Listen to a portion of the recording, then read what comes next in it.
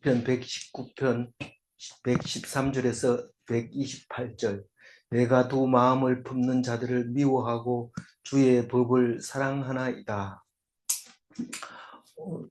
오늘 말씀은 사랑하고 미워하고 이런 이야기로 하고 있습니다. 미워하는 것은 사탄을 미워하고 하나님 말씀을 사랑하는 사람, 친구고 또 부부고 또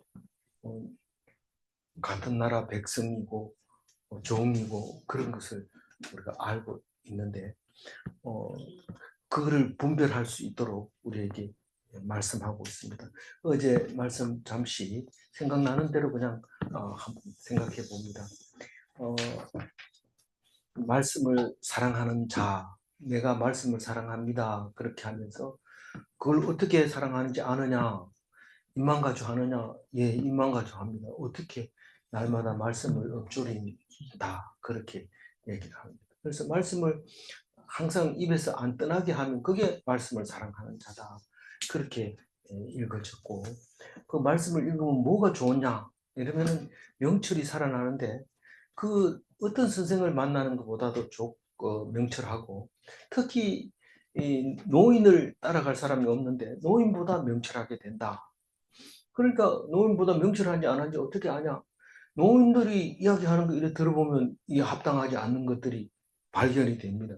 그게 명철한 겁니다. 그거를 구분 못하면 내가 말씀을 읽어도 제대로 안 읽었다고 생각하면 됩니다. 다시 말해서 아무리 세상에서 지혜로운 사람이라 하더라도 그 말을 자세히 들어보면 그게 평가가 되어집니다. 이거는 옳지 않은 거다, 잘못된 거다 이렇게 판단을 할 수 있으면 내가 그 사람보다 명철한 것입니다. 그 다음에 말씀은 내 발의 등이요 내 길의 빛이니이다 이렇게 할 때 내 발에 등불이 있으면 내가 걸음걸이를 걸을 때 실족하지 않고 넘어지지 않습니다.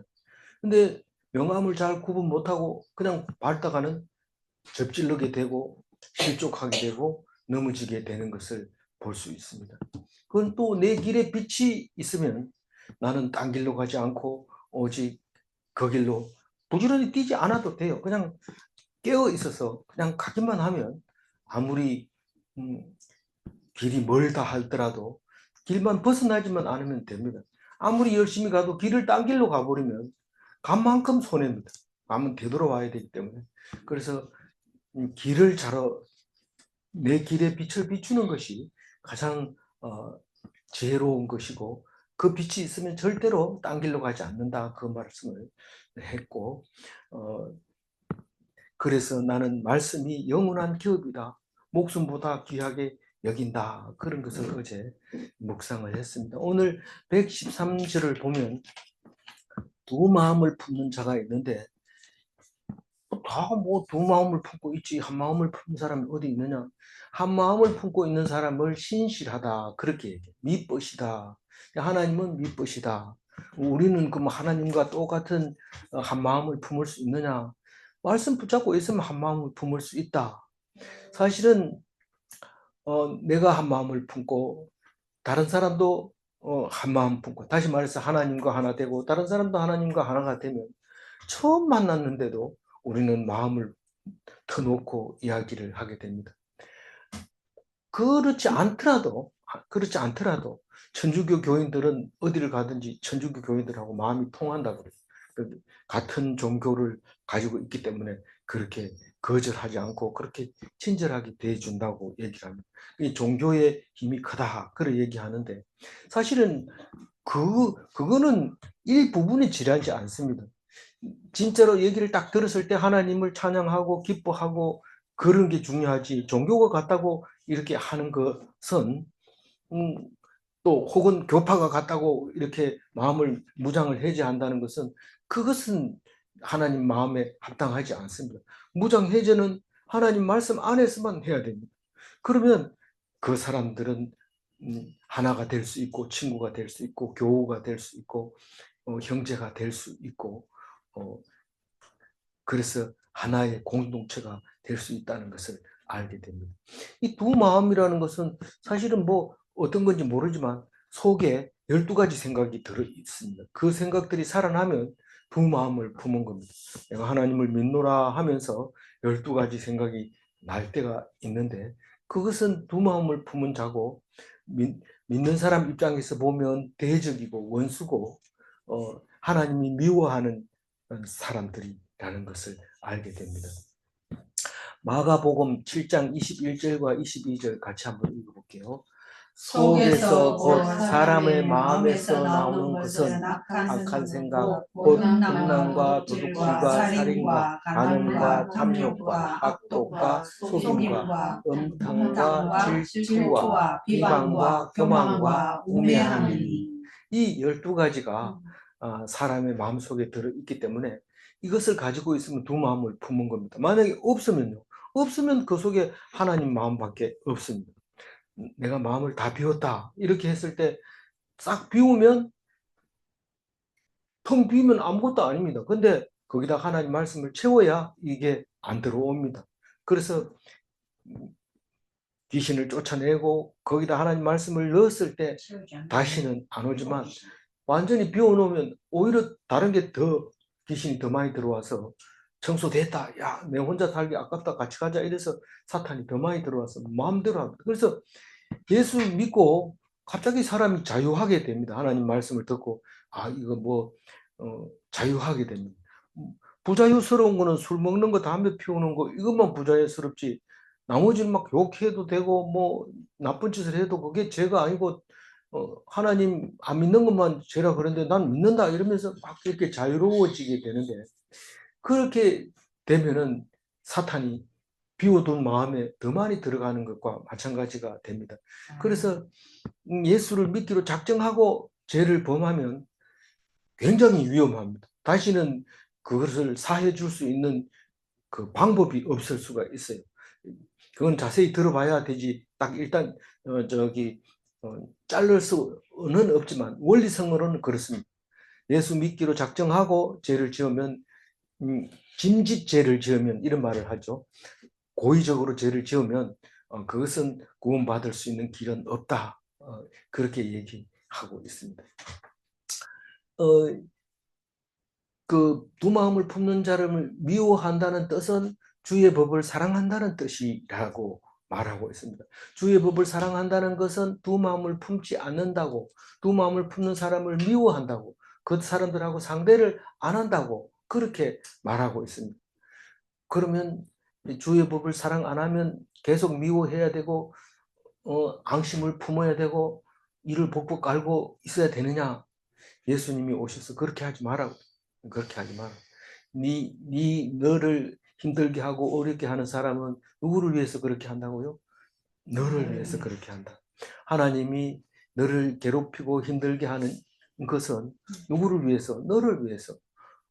하나님 힘드시잖아요. 좀 그냥 가만 앉아 계시고 나한테 힘들게 하지 않는 사람만 좀 보내주세요. 이러면 안 된다. 안 된다. 난 너를 내 자식으로 하려면 계속 미워하게 고통당하게 해야 된다. 근데 그걸 우리가 저 앞에서 뭐라고 그랬어요? 하나님이 그렇게 하는 것은 하나님의 사랑입니다. 민법입니다. 신실하십니다. 신실하게 우리를 괴롭힙니다. 그래서 하루라도 마음이 괴롭지 않는 날이 있다면 그것은 하나님이 사랑 안 하실지도 몰라요. 그러나 늘 괴롭습니다. 부부 사이에도 참 좋은데요. 그래도 괴로운 게 있습니다. 결국은 내 속에서도 하지 못했던 거, 성이 안 차는 거 이런 것들이 있기 때문에 결국은 나를 힘들게 하고 있는데 그게 사는 길입니다. 유대인들은 그걸 절실히 느꼈어요. 절실히 느꼈어요. 그래서 그 히틀러가 인종 청소를 할 때도 이 사람들은 하나님의 뜻이라고 생각하고 있었던 거예요. 그때 아름다운 생애라는 제목으로 우리가 어떻게 사는 것이 아름다운 건가? 그 제목만 들어보면 어떻게 사는 게 아름다운 생애일까요? 하고 싶을 대로 다 하고 돈 있고 막 이렇게 그 권력 다 쥐고 있는 게 아름다운 생애일까요? 아름다운 생애는 반드시 거기에 어려움이 들어가 있지 않으면 아름다운 생애가 나올 수가 없습니다. 그 힘들고 어려운 생애, 그것을 과정을 통과하는 과정에서 사랑을 확인하고 하나님 사랑을 깨닫고 그리고 그것이 내 사명이 그것이라는 것을 알게 되고 그래서 고난이 나를 아름답게 만들어주는 것을 알게 됩니다. 그렇지 않을 때는 아주 지저분하고 형편없고 기억하고도 쉽지 않은 그런 사람이 돼버릴 수밖에 없습니다. 오늘의 고난이 있다면 기뻐하시기 바랍니다. 예수님이 오셔서 원수를 사랑하라. 어떻게 합니까? 원수라는 자체가 미워하기 때문에 원수라고 이름 붙은 거지. 어떻게 그걸 사랑합니까? 근데 그 원수 없으면 네가 인간이 안 되니까 기뻐해라. 그리고 사랑해라. 그렇게 말하는 겁니다. 그래서 원수 사랑할 때는 가서 뭐 라면 삶아주고 뭐 사랑한다고 안아주고 이러라는 뜻이 아닙니다. 그 사람 때리면 얻어맞고 죽이면 죽임 당하고 그렇게 억울하게 살아라. 그 뜻을 말하고 있습니다. 우리에게는 말씀이 여러 번 말씀하고 있기 때문에 능히 그것을 견딜 수 있다고 생각합니다. 예수님이 그걸 본을 보여주셨으니까요. 할 수 있는 힘이 있습니다. 분명히 있는데 말씀을 읽지 않으면 말씀이고 뭐고 내가 내 손에 볼 수 없다. 이렇게 되고 결국은 죽게 되는 것을 알 수 있게 됩니다. 114절 읽어봅니다. 주는 나의 은신처요 방패시라 내가 주의 말씀을 바라나이다. 제가 이 시편 119편은 보석을 그냥 모아놓은 거다. 그래서 어떤 보석을 잡아도 충분히 다른 보석이 없어도 그게 해석이 되지고 귀한 거다. 그렇게 얘기를 했는데 연결할 필요도 없고 하나하나씩 떼가지고도 얼마든지 귀한 말씀이 들어있는데 한 절만 가지고도 계속 묵상할 수 있는 거지만 우리는 그렇게 좋은 거를 한꺼번에 막 이렇게 11일 만에 이 보석 창고를 다 비워야 됩니다. 114절에 보면 나의 은신처요 방패라. 우리는 구약 성경을 읽으면서 주는 나의 피할 바위요 반석이시라 그 얘기를 수없이 들어왔습니다. 은신처라는 것은 내가 피할 때가 있습니다.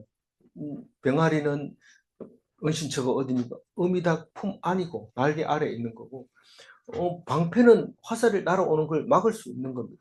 그런데 광야의 생활을 할 때는 바위가 있으면 비가 와도 바위 옆에 가고 짐승이 나타나도 바위 옆에 가고 해가 나도 바위 옆에 가고 그 바위만 있으면 든든합니다. 그래서 어디든지 바위가 있는가 이렇게 보고 가고 그리고 우리 뭐 그 무속 신앙에도 큰 바위만 보면 그 앞에서 절하고 싶어가지고 거기다 촛불을 켜놓고 절하고 뭐 그 정도까지 하는 거는 뭐 기본 종교심이 있어서 그렇다 하지만 이게 부패가 되놓으면요 사람들을 하고 가입을 해서 가보면 저 골짜기에 가도 그렇습니다. 그걸 돼지머리를 사다 놓고 막 절해놓고 그걸 내버려 두니까 썩어서 냄새가 나서 막 돌아다니는데 그래 하면 안 되죠. 그래 하면 뭐 자기들 마음을 표시하는 건 좋지만 그것도 부패한 거예요. 그 미신도 부패를 하면은 엄청 더러워지는 거죠.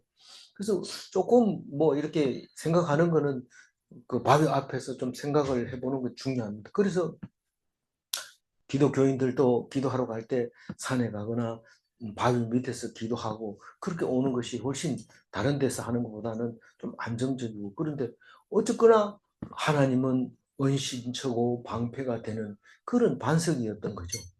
그리고 그 말씀 앞에 가면 말씀을 바라나이다 이 말은 바라기 뭐 바라냐 그냥 말씀 읽으면 되지 말씀을 읽고 그것이 그 해석이 되어져야 그게 방패가 되고 피할 바위가 된다.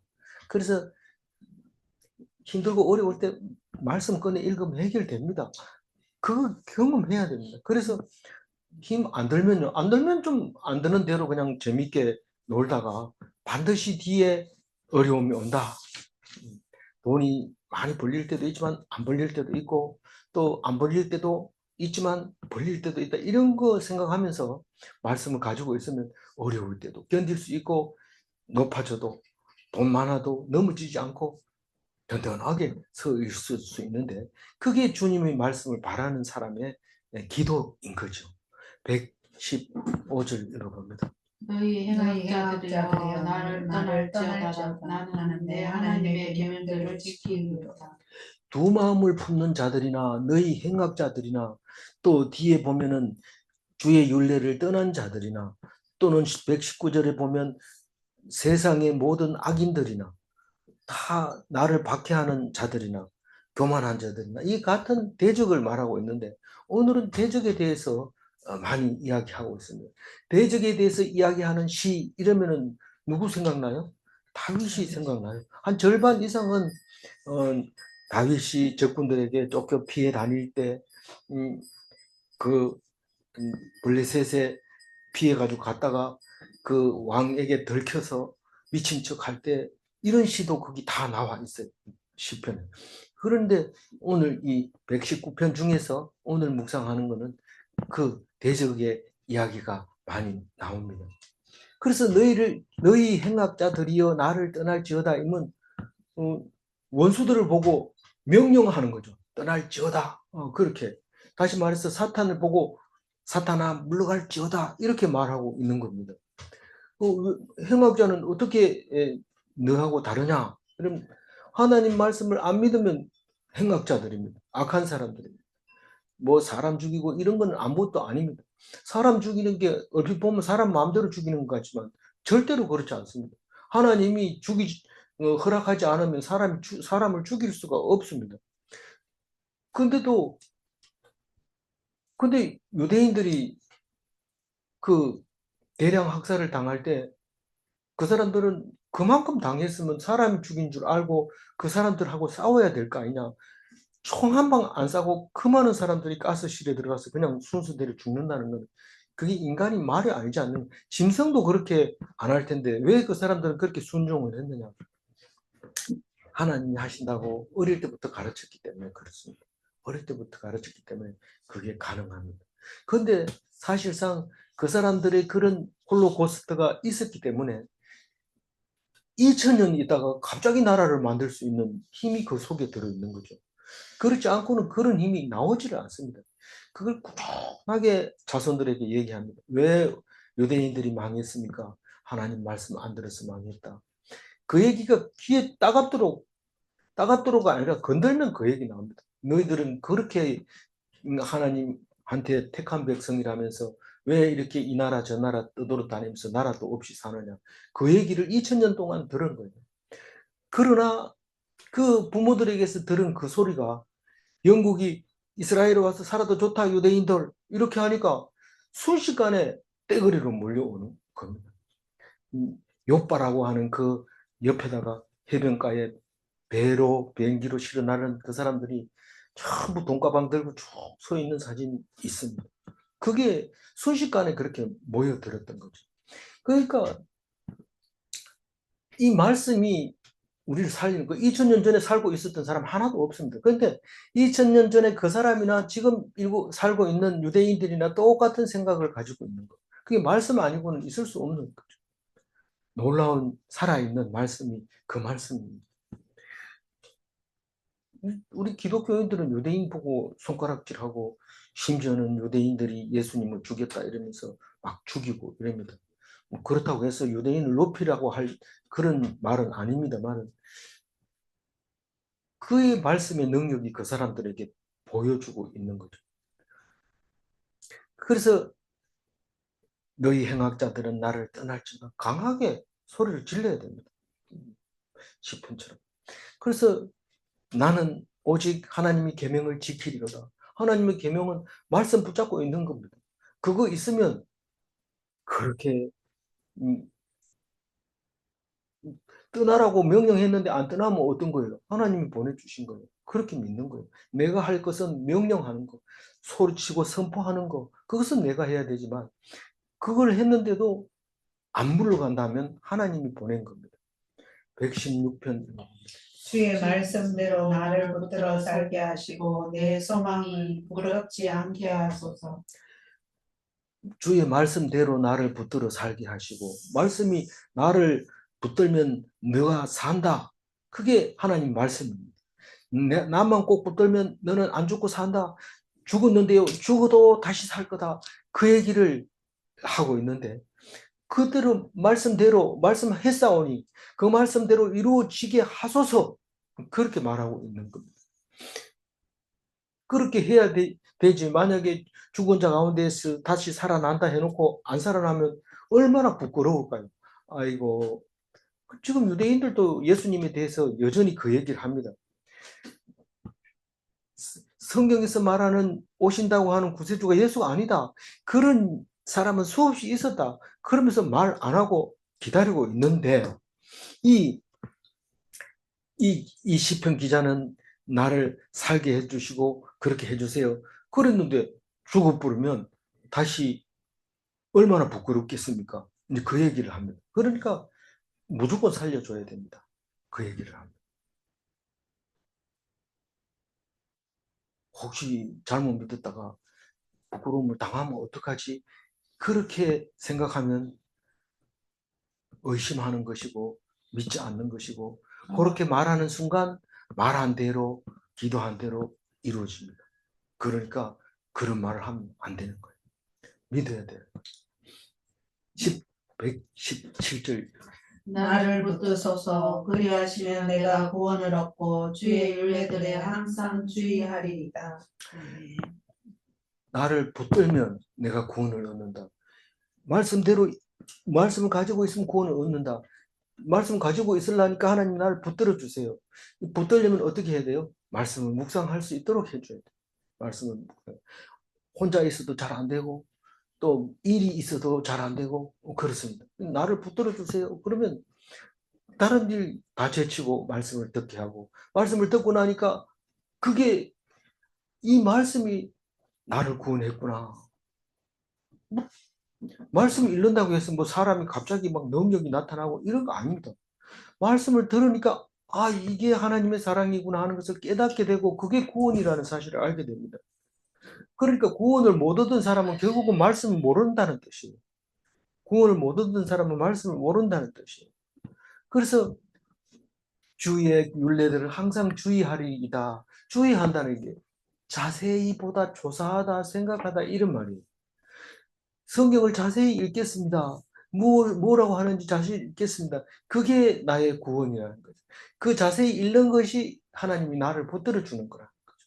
자세히 읽으면 이게 구원이라는 것을 알게 되고, 전혀 남들이 볼 때는 똑같아요. 두 사람이 똑같이 맷돌을 가는데 한 사람은 구원을 얻고 한 사람은 못 얻는 것은, 그 주위에서 보는 것은 눈에 안 나타나니까요. 주위에서 보는 것은 눈에 안 나타나니까 구별을 못하는 거예요. 똑같은데 다르다는 거예요. 그래서 나는 주의력이 좀 산만해가지고 나는 안 되는 거 아닙니까? 그래 할 필요 없어요. 그냥 날마다 말씀을 들여다보면 어느 날 갑자기 이 성경이 쫙 끼지면서 다른 그의 가치가 하나도 없어지고 이 말씀만 그렇게 귀하게 여겨질 때가 있습니다. 그러다가 또 시들해질 때도 있어요. 그렇지만 그것은 분명합니다. 하나님이 주실 때. 118편. 주의 율례들에서 떠나는 자는 주께서 다 멸시하셨으니 그들의 속임수는 허무함이니라. 주의 율례에서 떠나는 자들은 어떻게든지 이 현실을 포장하고 거짓말하고 또 억척을 쓰고 남의 흠을 물고 늘어지고 이런 것이죠. 그게 율례에서 떠나는 자들인데, 겉으로 보기에는 성리한 것처럼 보이지만 하나님이 다 멸시해버리죠. 네가 지금 내가 만든 거를 그렇게 막 얘기해도 되나? 이렇게 합니다. 그거를 성경 읽으면서 그런 생각이 떡 들은 거예요.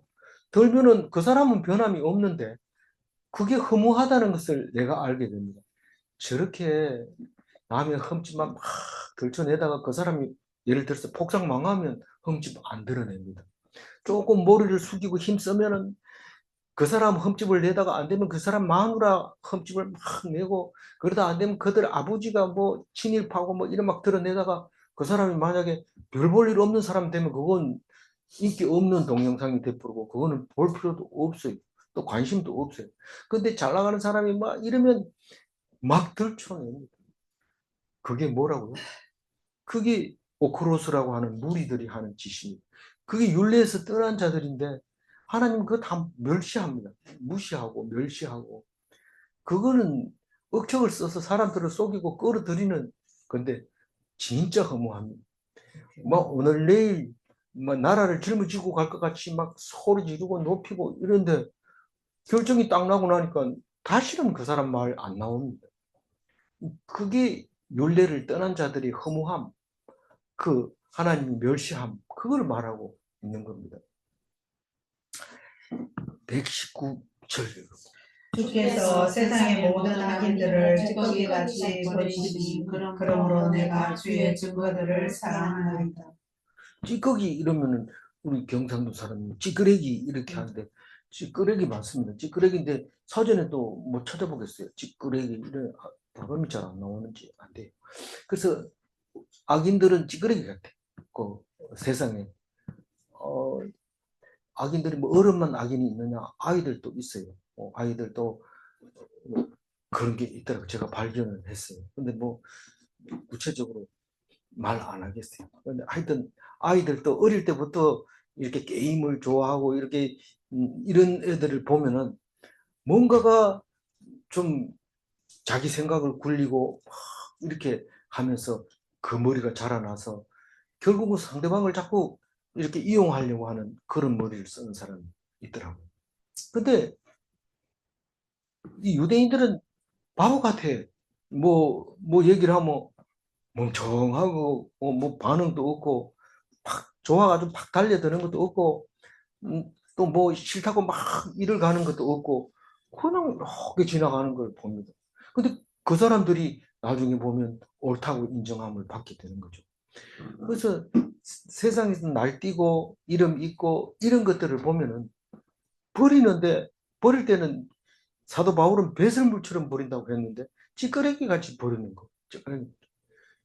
채 치다가 남은 거는 훌쩍 버려보고 또 이렇게 채를 치고 버리고, 채 쳐도 그렇지만 키질을 해도 마찬가지입니다. 키질을 해서 껍데기 같이 그냥 날려버리고 알맹이만 먹었는데 키를 가지고 하든지 채를 가지고 하든지 찌끄레기 골라내는 건데 하나님은 그 작업을 하고 있어요. 근데 주의 증거들을 사랑하면 찌끄레기가 아닙니다. 하나님 진짜다. 니 믿을 만하다. 니는 믿보시다. 믿보다. 그러면서 신실하구나. 딱 모아가지고 어떻게 해요? 겨울 지나면 씨앗으로 사용하게 됩니다. 튼실한 거는 그렇게 씨앗으로 씁니다. 그렇게 쓰임 받는 사람이 됐으면 좋겠습니다. 네. 120절. 내 육체가 주를 두려워함으로 떨며 내가 또 주의 심판을 두려워하나이다. 육체가 주를 두려워하며 떨며, 이 말은 내가 너 죽여버려 이러면 안 떠는데 죄를 지어가지고 영생을 못할까봐 떠는 거죠. 너 죽여버려 이러면 죽이는 게 뭐 너희가 죽일 수 있느냐 이러면서 하나님만 바라보고 그냥 꼭 참죠. 니는 나를 못 죽여 이렇게 하면 성질 나서 죽일 수 있으니까 입 다물고 네가 사람을 죽이는 거 아니다. 하나님이 허락하지 않으면 절대로 나를 못 죽인다. 속으로 그렇게 생각해야죠. 뭐 살고 싶어서 그렇게 하는 게 아니라 그게 믿음이죠. 뭐 겉으로 떠든다고 해가지고 뭐 힘이 생기는 건 아니니까요. 다물고 있는 거죠.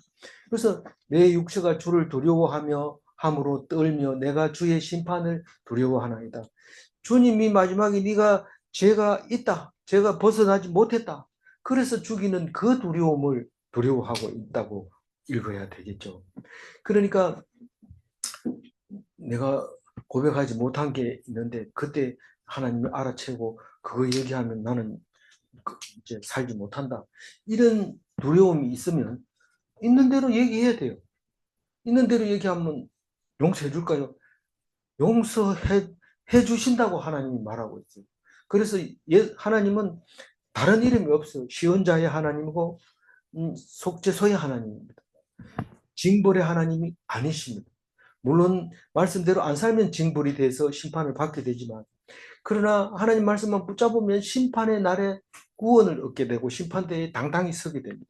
그래서 구원을 얻게 되고 영생하게 되는 거죠. 그게 영광이죠.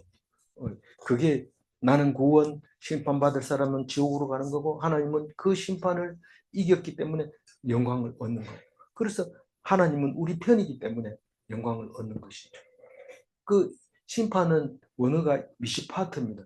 그래서 미시파트는 항상 두렵습니다. 우리가 만약에 안다면, 하나님의 미시파트를 안다면, 예측할 수 있다면 우리는 안 두려울 수 있습니다.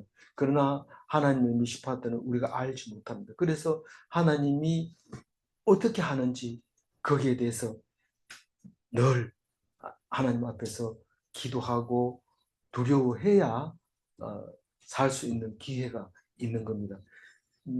무조건 교회 열심히 나오면 살 수 있어. 성경에 그래 적혀 있어. 이러면서 부지런히 나오면은 좀 떨어봐야 돼요.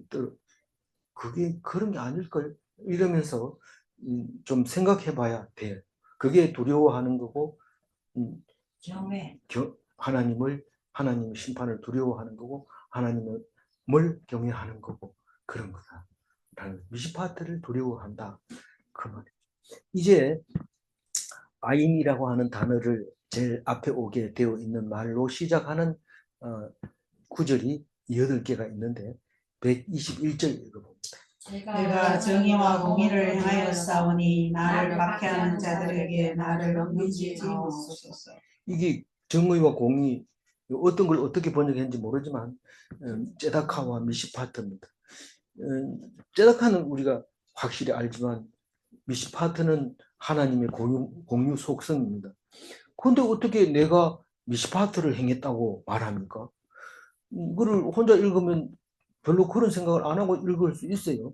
그러니까 생각을 해봐야 돼. 곰곰이 주의해야 돼. 자세히 보고 조사하고 생각하고 항상 그래야 돼요. 몇 절처럼? 117절처럼 항상 주의해야 돼. 그래서 내가 정의와 공의를 행하여 싸우니, 우리는 하나님을 신으로 생각하고 다른 사람들 부처님처럼 생각하고 신으로 생각하고 내가 하나님을 믿는다면, 그러면 다른 우상이나 뭐가 다르겠어요? 내가 잘하면 좋은 일을 주고 내가 못하면 심판하고, 그리고 지금 심판이 안 했더라도 죽으면 지옥 가게 하고, 이러니까 그게 겁이 나서 4월 초파일 되면 이 보시 뭡니까 이렇게 나눠주고 적선하고, 그렇게 하면 아싸 이제 됐다 이러지만 그건 자기 생각이죠. 그런 거 없습니다. 그러면 기독교는 뭡니까? 물론 하나님은 왕이고 종이고 임금이고 백성이고, 또 그렇지만 또 아버지고 아들이고, 그렇지만 친구이고 아내이고 남편이고 그렇잖아요. 그러니까 하나님과 나는 하나입니다. 하나님이 내 안에, 내가 하나님 안에. 그래서 하나님이 공의를 행하면 내가 한 일도 공의로 행합니다. 논리가 좀 이상한데요. 이상하지 않습니다. 오히려 이 부부로 묘사한다면 남편은 하나님이잖아요. 아내가 백성이잖아요. 성도잖아요. 그렇게 말하면 오히려 성도가 하나님 앞서서 공의를 막 행하는 미시파들, 남들이 이해 못하는 짓을 막 합니다. 그래도 그게 하나님이 했다고 얘기를 하고 있는 건데, 조금은 어려운 부분이 있지만 이 말씀이 아멘 한다면 굉장히 높은 차원이 아닐까, 그런 생각이 제가 요거를 하면서 느꼈어요. 그래서 나를 박해하는 자들에게 나를 넘기지 마소서. 사실은 내가 하나님하고 똑같다고 얘기를 하면 바로 박해하는 자들에게 넘겨줍니다. 누가 그 소리를 들은 사람이 넘겨주면서 이 사람이 신하고 똑같대요. 신성 모독한 것 같아요. 한번 조사해 보세요. 네가 유대인의 왕이냐? 네가 말했다. 나는 말한 적이 없다. 네가 말했다. 그런데 인정했는 걸로 하고 죽여버리잖아요. 신성 모독으로. 그래서 나를 박해하는 자들에게 나를 넘기지 마옵소서. 그러니까 내 생각이 어떻다는 거예요. 내 생각이 하나님 생각과 같다는 거예요. 하나님, 그러니까 나를 넘기지 마라. 그래서 무한한 권위를 가지고 있는 성도는 무한한 권위를 가지고 있습니다. 그러니까 있을지어다 하고 선포할 수 있는 거죠. 신에게 그렇게 선포할 수 있는 거죠. 그 하나님 닮은 아들 자격으로 무한한 권위를 가지고 판단하게 합니다. 우리를. 그래서 하나님이 천지를 창조해 놓고도 이름을 어떻게 짓나 보려고 그러니까 막 새도 만들어주고 막 해주고 아담이 이름을 어떻게 짓는지 보고 있습니다. 지금 하나님하고 똑같이 우리를 권한을 주시고 권위를 주신 것을 볼 수 있습니다. 그러니까 원수들 손에 넘기지 마소서. 넘기면 나는 실족하고 못 이뤘습니다. 그 얘기를 하고 있습니다. 122절. 주의 종을 보증하사 복을 받게 하시고 교만한 자들이 나를 박해하지 못하게 하소서. 보정한다 이 말은 뭡니까? 이건 내 아들이다, 내 아내다. 내가 보라색 천을 머리에다가 꼽아줬다. 누구 거라고? 내 거라고. 내가 누군데? 왕 거라고. 언제 나왔어요? 아가서에서 나왔잖아요. 그걸 보정해 주는 거예요. 주의 종을 보정하사 복을 얻게 하시고 교만한 자들이 나를 박해하지 못하게 하소서. 교만한 자들이 박해를 못하면 최고 좋은 거죠. 근데 교만한 자들이 없으면 안 된다면서요. 기도를 하기 때문에 교만한 자가 필요한 거죠. 교만한 자가 없으면 기도를 안 해요. 교만한 자 때문에 이런 기도를 할 수 있는 겁니다. 내가 이런 기도를 할 수 있다는 것은 무한한 복이라는 것을 생각해야 됩니다. 기도를 못할 때 그때는 복이 아니죠. 아무리 예수를 믿어도 나는 그런 기도 할 줄 모르는데 어떻게 그렇게 기도를 잘합니까? 그 기도 잘하는 게 복이라는 거예요. 하나님이 저 사람은 나를 괴롭히고 있습니다. 저 원수를 좀 이기게 하세요. 내 원수는 돈이 없는 겁니다. 내 원수는 아픈 겁니다. 내 원수는 나를 미워하는 그 사람입니다. 있는 대로 얘기하면 하나님이 박해를 못하게 합니다. 왜냐하면 누가 너를 그렇게 네가 내 건데.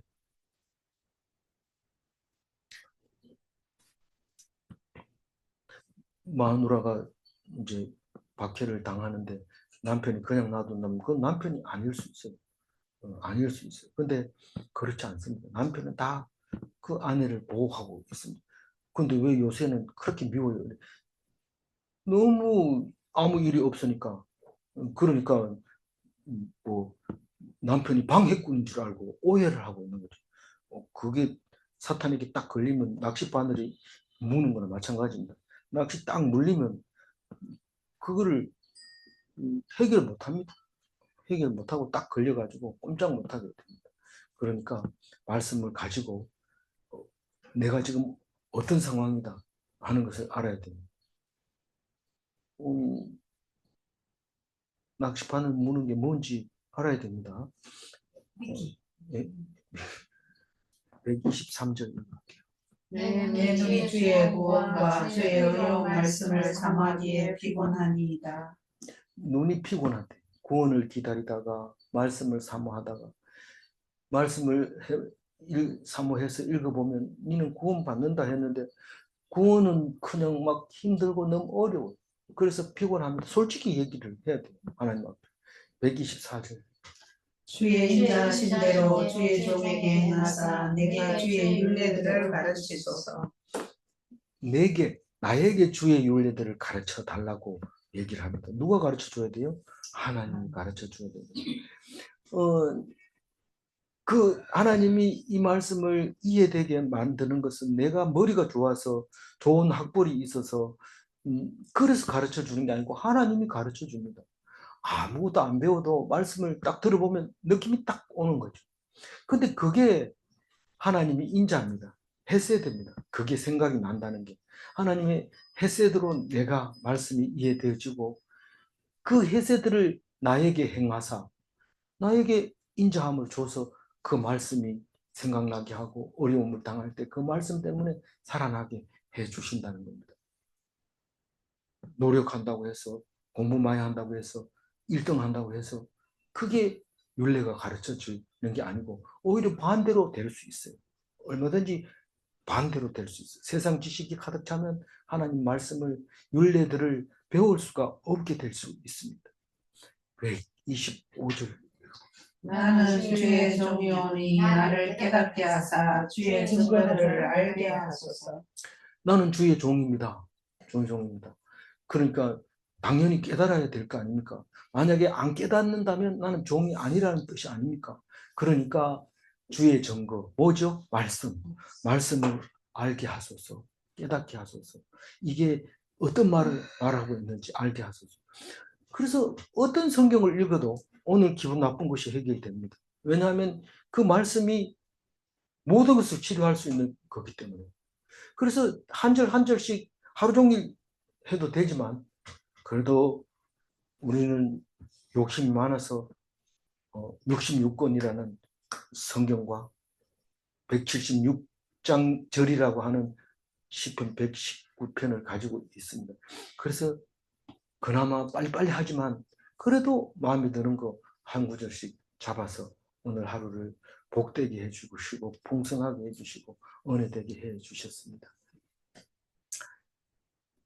126절 그들이 주의 법을 회하였사오니 지금은 여호와께서 일하실 때입니다. 이거 좀 애매하잖아요. 읽으려 하면 좀 적응이 안 됩니다. 이게 무슨 말일까?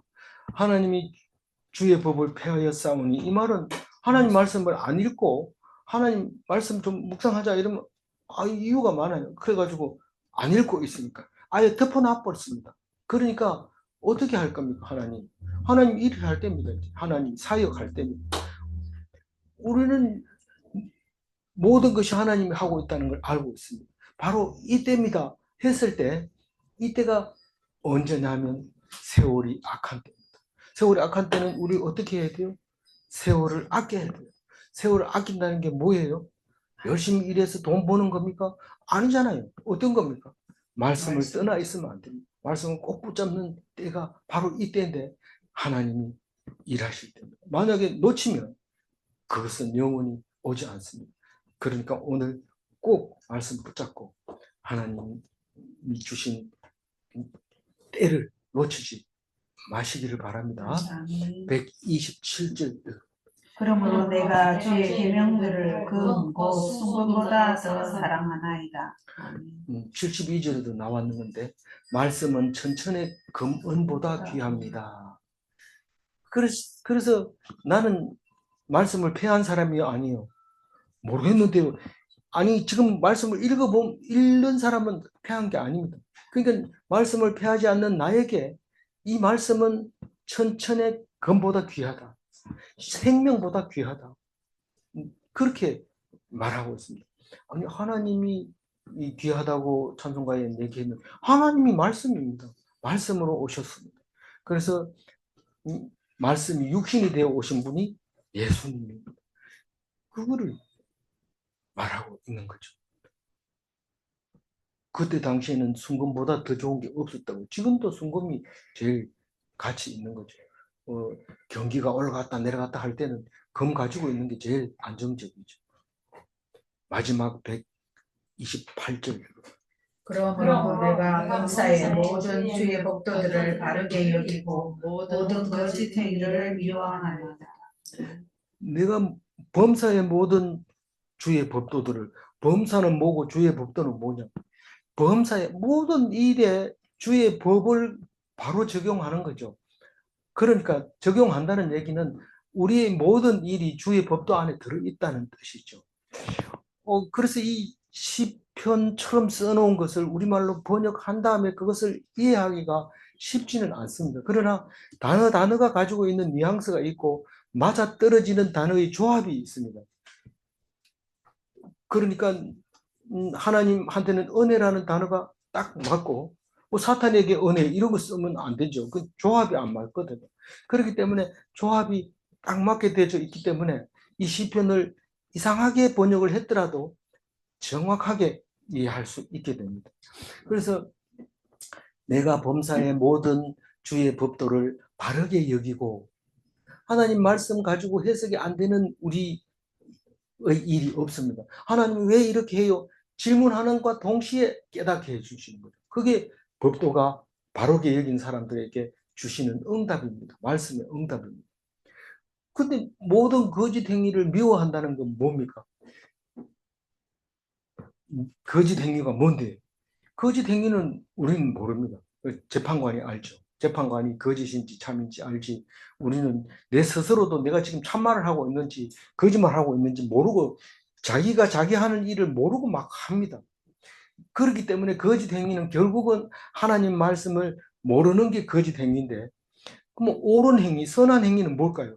그는 믿음을 그렇게 말하고 있습니다. 이 성경은 모든 그 선한 행위 이렇게 할 때 남을 도와주는 행위라든가 뭐 이런 게 아니라 하나님 말씀 붙잡고 있는 걸 선한 행위라고 말하고 있습니다.